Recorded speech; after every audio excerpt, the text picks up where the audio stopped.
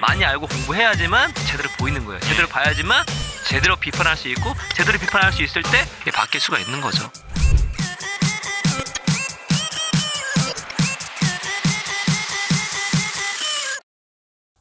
오늘 고신세 시간에는 지난 시간에 이어서 한국 경제의 10대 키워드, 핵심 키워드, 현대경제연구원인가요? 현대경제연구원에서 나온, 근데 여기 연구원 자료들이 너무 많아갖고 고 작가님이 또 추가적으로 해서 현대경제연구원에서 이제 10대 키워드를 뽑았고 거기를 이제 메인으로 가면서 이제 고 작가님이 또 추가적으로 자료 자세한 거를 쑥쑥쑥 넣어갖고 여러분이 좀 더 깊게 이해하실 수 있도록.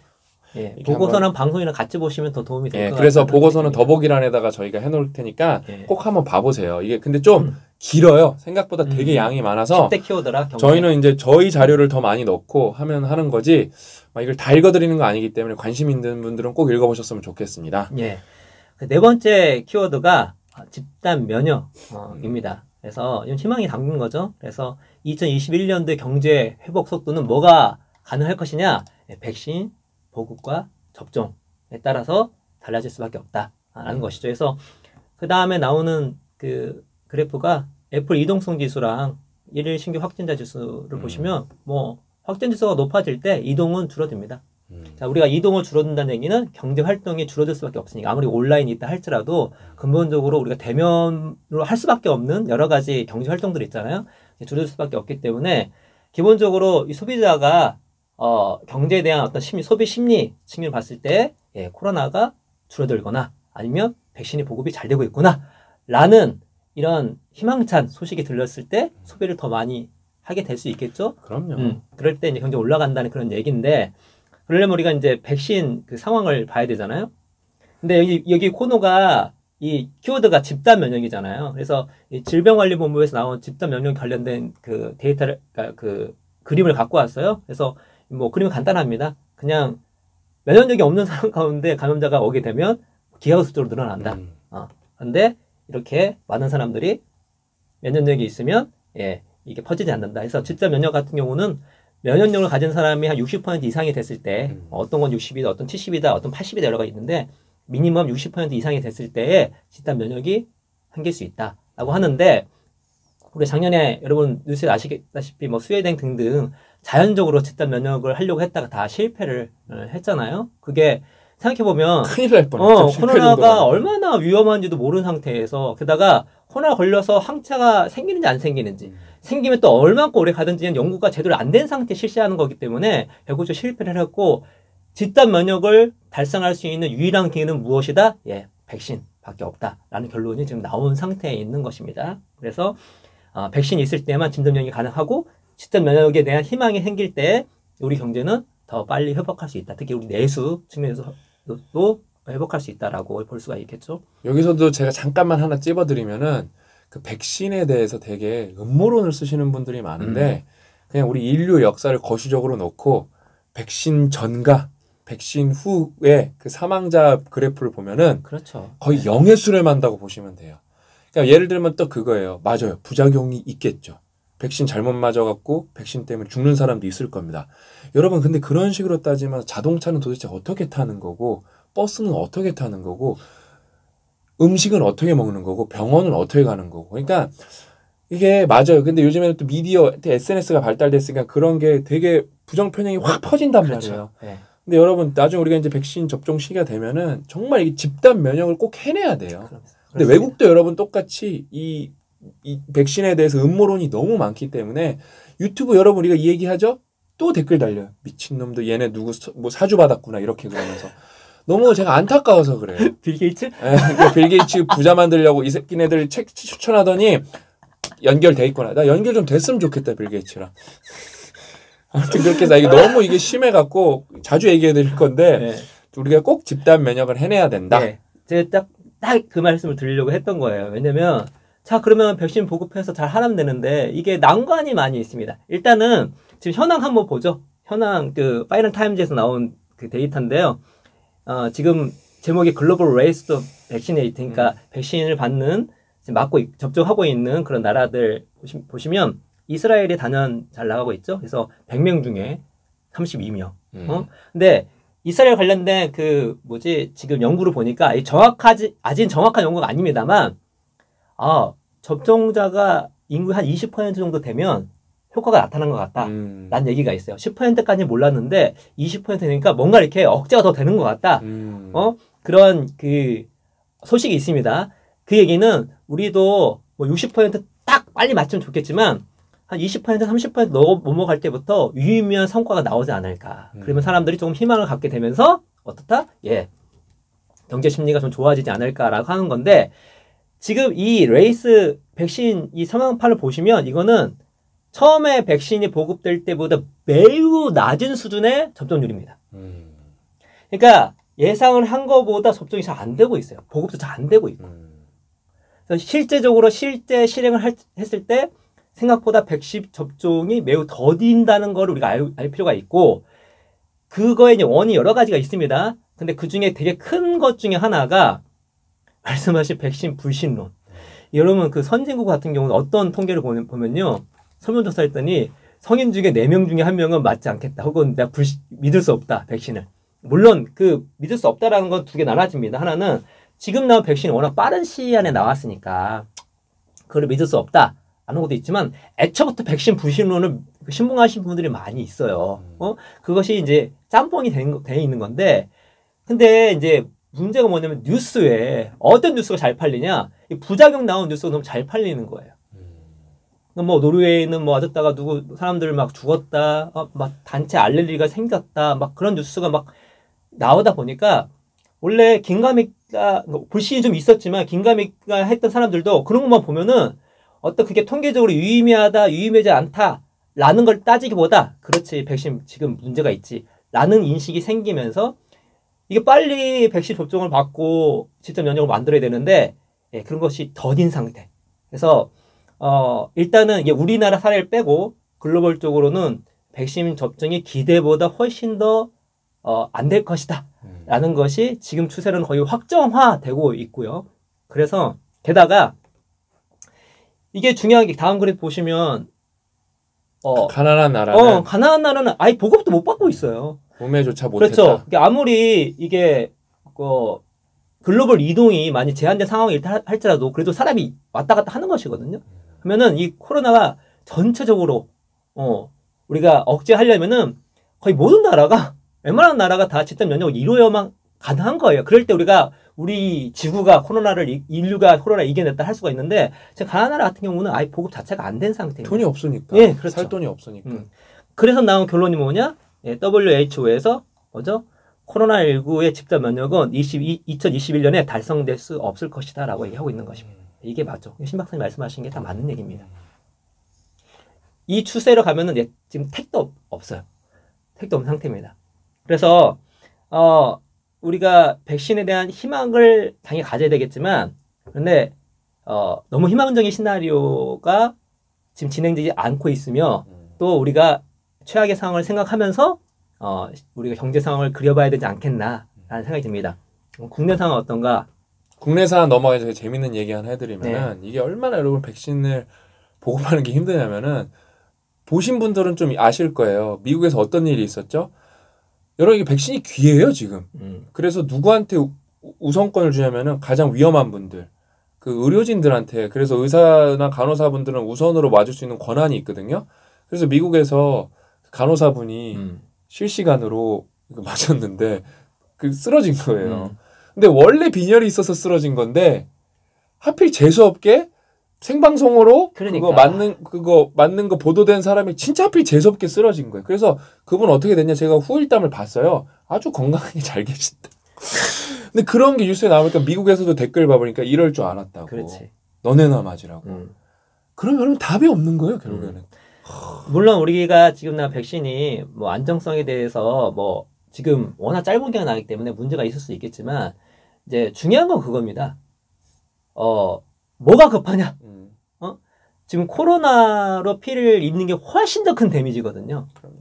그래서 우리가 적극적으로 이제 물량이 확보되고 접종이 실시되면 빠르게 접종을 해가지고 집단 면역을 이루는 것이 무조건 유리하다. 무조건 옳은 방향이다. 라고 저는 생각합니다. 그래서 국내 이제 상황을 보면 처음에 이제 뭐 여러 가지 그 백신 공급 관련해서 비판도 많았지만 지금 돌이켜보면 그래도 계획대로 그나마 잘 진행되고 있는 걸로 나오고 있습니다. 그래서 5,600만 명분은 이미 계약이 됐고 최근에 며칠 전이죠. 2천만 명 추가로 확보됐고 그리고 이거는 또 국내에서 생산도 하고 기술 이전까지 한다고 하더라고요. 그래서 7,600만 만 명분의 이제 백신이 지금 우리가 보급된 상황이고 그리고 1분기, 4차, 2분기, 3분기 이렇게 계획대로 맞을 상황에 있는 가운데 있습니다. 저는 이런 것도 보면 너무 좋아요. 우리나라 반도체 잘했는데 뭐 바이오 시밀러라든지 제약이라든지 바이오 이런 것도 잘하니까 네. 이게 뭐냐면 여러분 그 기술을 갖고 있는 사람들이 백신 레시피를 갖고 있는 사람이 우리나라에서 양산하겠다는 거거든요. 근데 그러면서 양산하는 거 배웠으니까 기술 이전하겠다는 거예요. 그렇죠. 얼마나 좋습니까, 우리나라 그렇죠. 진짜. 네. 그리고 이게 저는 그쪽 무료 보건의료 전문가가 아니지만 우리나라가 이런 접종 인프라가 엄청나다 하더라고요. 그러니까 어느 나라도 동네에서 이렇게 접종할 수 있는 데가 별로 없다 하더라고요. 근데 우리는 동네에서 접종 많이 했잖아. 그러니까 국민들도 그런 경험이 워낙 많고 그런 인프라도 있기 때문에 다른 나라보다 보급이 됐을 때 접종하는 접종률이 우리가 높을 것이다. 라고 이제 예상하고 있는데 저도 다른 나라에 비교해서 상대적으로 그럴 확률이 높다고 좀 생각하고 있습니다. 라고 한다면 반대로 글로벌 상황은 매우 더딜 수 있겠지만 우리나라는 다른 나라보다도 더 빨리 집단 면역을 이룰 수 있지도 않을까라는 좀 희망찬 생각을 하고 있습니다. 여기서 또 선무당이 2022년 시나리오 온다 이렇게 해보면은 어떻게 될 수 있냐면은 2022년에는 백신 접종 증명서 같은 거를 어떻게 인증화해갖고 그거에서 집단 면역을 이뤄낸 나라끼리는 여행이 될 것 같아요. 제 생각에는. 네. 또 선무당이 맞습니다. 또 접신해서 한번 따져보는 거예요. 네. 그런 방향으로 가지 않을까. 그래서 우리도 그렇게 해서 그 집단 면역을 한 클럽에 들어가야지. 우리 또 잘못해서 안 들어가면 안 된다. 되게 높은 시나리오입니다. 되게 가능성 높은 시나리오예요. 왜냐면 이게 어떻게든 빨리 이렇게 그래도 글로벌 이동을 하려고 마음은 다 있거든요. 할 수 있는 게 뭘까? 이렇게 집단 면역을 이룬 그런 나라들끼리 먼저 하게 되면 우리 여행도 빨리 갈 수 있고 또 교육도 많이 할 수 있는 거니까. 지금 얼마나 이게 피곤하냐면은 저희 옆집에 되게 큰 그 반도체 관련 업체 대표님이 사시거든요. 저랑 친해요. 이렇게 엘리베이터에서 얘기도 많이 나누고 네. 아시는 분이 아시는 분이고 또 근데 거기가 베트남으로 출장을 자주 가는데 그러니까 여기가 핸드폰 관련 업체인데 패키징 관련 업체인데 베트남으로 출장을 자주 가는데 벌써 가면 왔다 갔다 하면서 자가격리가 2주 하면 한 달이라서 너무 힘든 거예요. 그다음에 전세기 빌려서 간대요. 생각만 해도 힘드네. 그러니까 전세기 빌려서 가갖고 돈도 많이 들고 왔다 갔다 공백도 너무 크고 지금 너무 그러니까 여행이 아니라 비즈니스도 있기 때문에 지금 너무 힘든 상황이에요. 우리가 다 같이 합심해서 이겨내야 됩니다. 그렇죠. 그래서 이제 종합해 보면 우리가 집단 면역을 이루어야 되겠지만 이런 이제 단기간에 될 것도 아니고 또 글로벌로는 더딜 것이고 국내 희망찬다 하더라도 긍정적으로 봤을 때 올해 말이나 가능할까 말까라는 걸 우리가 한번 시나리오 그려볼 수 있기 때문에 그러면 결국 2021년은 전에 말씀드린 것처럼 2020년도의 데자뷰다. 그래서 이제 8번째 온택트거든요. 온택트는 온라인 플러스 비대면 합친 말입니다. 온택트 비즈니스는 계속 고성장할 것이다. 라는 내용이에요. 그런데 이 현대경제연구원에서는 고성장할 것이나 일부 분야에서는 과당 경쟁과 또 어떤 부정적 인식으로 성장이 한계에 부딪히거나 오히려 마이너스 될 수 있는 것도 있을 것이다. 그런 거에 한번 신경을 써봐라. 이렇게 얘기를 하고 있어서 이런 부분 되게 좋다는 생각이 듭니다. 그래서 최근 부상하는 온택트 분야 쭉 보시면 이거 얘기는 너무 많이 이제 들으셨을 거예요. 온라인 쇼핑이니 배달이니. 현대경제연구원 그게 되게 좋아요. 왜냐면은 제가 제 지인이 식당을 해갖고 코로나 된 다음에 되게 잘 됐다는 얘기를 들었어요. 자기는 빨리 그거를 배달로 전환을 하면서 그다음에 아예 홀을 없애면서 근데 또 최근에 들어보니까 좀 줄었대요. 다 배달의 민족으로 들어와갖고 되게 정확한 거 말씀하신 것 같아요. 맞습니다. 그래서 이게 내용 보시면 늘 봐왔던 온택트 분야의 고성장하는 그런 분야들 글들 읽으시면 됩니다. 근데 오늘 시간에는 부정적 인식이 어떤 것이 있냐를 보시면 소비, 교육, 금융, 의료, 문학, 기업 이렇게 나오는데 교육 특히 우리가 늘상 얘기했던 그러니까 온라인 해가지고 더 안 좋다라는 인식을 거의 확실히 준 게 교육입니다. 그래서 학부모님이 다 죽으려고 그래요, 지금. 안 돼요, 잘. 예. 그래서 이런 거는 진짜 엄청난 그 혁신이 있지 않고서는 코로나 끝나면 거의 오프라인으로 돌아갈 확률이 매우 높다. 라고 보시면 될 것 같고. 교감 싸움이기 때문에. 예. 근데 이제 나머지는 그렇게 이렇게 한데, 이 기업 재택근무 비대면 활동 등의 생산처 저 우려는 요거는 좀 잘 보셔야 됩니다. 이거는 전반적인 흐름과는 조금 반대인 것 같아요. 왜냐면 제가 최근에 본 어떤 자료 같은 경우도 대부분 생각보다 온라인 재택근무가 생산성이 높네? 라는 것이 보통 주류입니다. 그래서 하나 연구를 보여드리면 그 콜센터 연구예요. 하버드에서 한 연구입니다. 콜센터에서 콜 받는 거는 알고 보면 직장이나 집이나 큰 차이가 없어야 돼요. 냉정하게 얘기하면. 그러니까 다른 어떤 업무보다 그 차이가 별로 없습니다. 콜 받는 거는. 근데 락다운 걸렸을 때 어떻다? 원격 근무를 했을 때 더 콜을 많이 받아요. 그래서 원격 근무할 때 생산성이 더 높아지는 결과가 나오고 그 다음에 이거는 뭐 데이터는 그 그래프는 없는데 그 전미경제연구소에서 나온 그 연구 보고서에 의하면 강제적으로 락다운 걸렸을 때 그럼 원격 근무, 재택 근무를 강제적으로 할 수밖에 없었겠죠? 봤더니 48분 일을 더 한 거야. 그리고 미팅을 13% 더 했어. 했네. 그러니까 이거는 우리가 재택근무를 해가지고 생산이 저하된다 이런 측면보다 아니 재택근무는 뭐 솔직히 상상하기 힘들었고 여러분 기업이 기본적으로 비용 효율을 추구하는 그런 회사예요. 그런 존재들입니다. 때문에 재택근무를 안 한 이유가 있었어요. 근데 알고 봤더니 그런 실험을 통해서 안 게 아니라 그냥 우리 업무 특성상으로 생각해 봤던 거지. 막상 해보니까 어떻다? 예, 생산성이 좋은 게 많이 있습니다. 그래서 빌 게이츠 호기롭게 예측을 한 게 한 30%는 돌아오지 않을 것이다. 왜냐면 우리가 업무라는 것이 기본적으로 대면을 할 수밖에 없는 부분 많이 있잖아요. 근데 의외로 재택근무의 생산성이 되게 크다라는 것이 많이 부각되고 있습니다. 예, 그래서 이거 같은 경우는 반대로 우려보다 긍정적인 면에서 다 돌아오지 않고 많은 부분이 돌아오지 않을 수 있다라고 생각하시면 될 것 같습니다. 당장 저희 회사만 해도 저희 회사 매주 화요일 회의 했는데 저희 이제 격주로 할 거예요. 코로나 끝나도 격주로 할 거예요. 한 주는 다 줌으로 할 거예요. 왜냐면 할 이유가 없어요. 그래서 그러면은 더 정말 그 왔다 갔다 하는 시간도 줄일 수 있고 모든 면에서 좋습니다.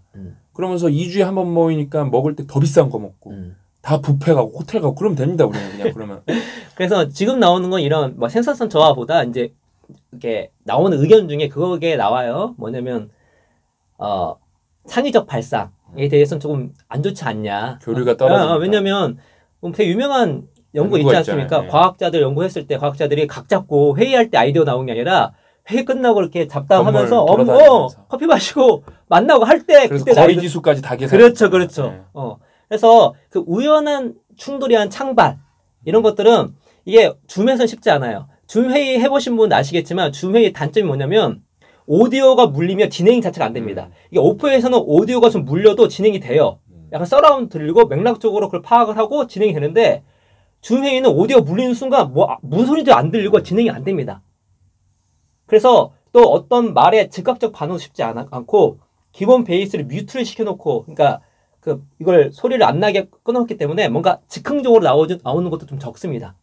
때문에 한계가 있는 건 사실이지만 그래도 오히려 이 업무는 온라인으로 가능하겠어? 했던 것들이 온라인으로 가능한 경우가 너무 많고 때문에 코로나가 끝난다 할지라도 그런 것들 많은 부분이 온라인 혹은 부분적으로 재택근무 남을 수 있는 확률이 높다. 그 얘기는 생산성에 대한 어떤 그 경험을 했기 때문에 그런 흐름이 되지 않을까. 그래서 온택트에서 저희가 항상 말씀드렸던 건 무엇이냐면 2021년도에도 똑같이 지낼 것이 무엇인가. 그리고 2022년 코로나가 끝났을 때에도 2022년, 23년 코로나가 막았는데 했을 때 그대로 갈 것은 무엇이고 돌아갈 것은 무엇인가. 그런 것들을 공부를 하면 되게 비즈니스 차원에서 투자 차원에서 좋지 않을까라는 생각이 듭니다. 예. 그러니까 저는 왜냐면은 저는 대표이사고 뭐 다른 회사는 제가 사실상 의장으로서 최종 의사 결정권자인데 저는 고용을 하고 있는 입장이잖아요. 그래서 이제 뭐 다른 분들이랑 이렇게 얘기 나눌 때 그 재택근무에 대해서 그런 얘기를 들어요.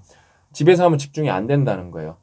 아니 재택근무라고 해서 집에서 할 이유가 없어요. 카페 가서 해도 되고 독서실에서 해도 되고 오히려 내가 이렇게 전환하면 훨씬 쾌적하게 할 수가 있어요.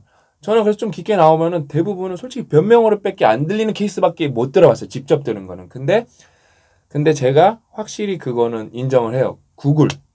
이거는 작년 데이터인데 구글에서 작년에 그 인사 고가를 매기지 않은 걸로 알고 있어요. 제가 뭐 정확하게 읽은 건 완전 그걸 디테일하게 읽은 건 아닌데 왜 안 읽었냐? 엄마가 불리하다는 거예요.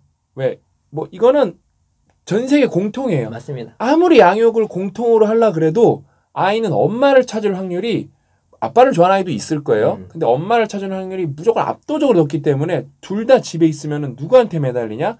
엄마한테 매달리고 그렇게 뭐 남녀 평등이 우리나라보다 훨씬 잘 됐다는 미국에서도 아이를 키우는 거는 엄마 중심이라는 사고가 커 있기 때문에 무조건 엄마가 고가에서 그러니까 그 집에서 일하면 효용이 떨어지기 때문에 그거를 인정을 해서 애플이 그 연도에는 구글이 그 연도에는 인사 평가를 하지 않기로 결정을 한 그런 거예요. 거면 좀 리마커블한 회사야. 아 진짜 구글은 정말 대단한 회사예요.